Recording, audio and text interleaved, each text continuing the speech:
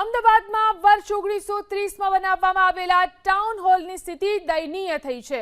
Padma Bhushan architect બી.વી. દોશીએ design કરેલા town હોલનું માત્ર 1960-61માં નવીનીકરણ કરવામાં આવ્યું હતું, પરંતુ ત્યારબાદ એક પણ વખત નવીનીકરણ કરવામાં ન આવતા ટાઉન હોલ હાલ છેલ્લા 2.5 વર્ષથી બંધ હાલતમાં છે. મનપાએ જાન્યુઆરી મહિનામાં 21 કરોડના ખર્ચે ટાઉન હોલ સમારકામ કરવાનો નિર્ણય કર્યો હતો. જો કે આ નિર્ણય પણ અમલમાં ન મૂકવામાં આવતા આખરે યુએન મહેતા ફાઉન્ડેશન દ્વારા ટાઉન હોલનું સમારકામ શરૂ કરવામાં આવ્યું છે.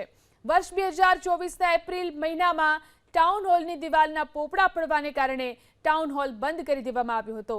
ત્યારબાદ આજ સુધી ટાઉન હોલ શરૂ કરવામાં આવ્યો નથી. પશ્ચિમ ઝોનના ઇજનેર વિભાગનો દાવો છે કે હજુ પણ ટાઉન હોલના સમારકામ પાછળ અને ટાઉન હોલ પુનઃ શરૂ કરવામાં અંદાજિત 9 મહિના જેટલો સમય લાગી શકે તેમ છે.